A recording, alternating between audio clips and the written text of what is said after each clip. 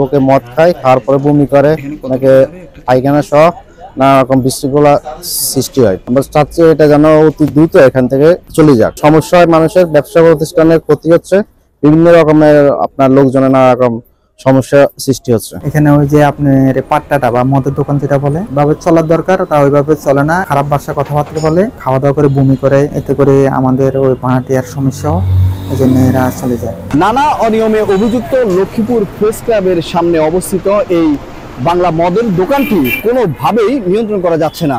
সাংবাদিকরা এই অনিয়ম এবং স্থানান্তরের বিষয়ে নানা রকম সংবাদ প্রকাশ করলেও তা আমলে নেয়নি সংশ্লিষ্ট প্রশাসন। এখন প্রশাসন, সাংবাদিক এবং লক্ষ্মীপুরবাসীকে বৃদ্ধাঙ্গুলি দেখিয়ে বহাল তবিয়তে চলছে প্রতিষ্ঠানটি।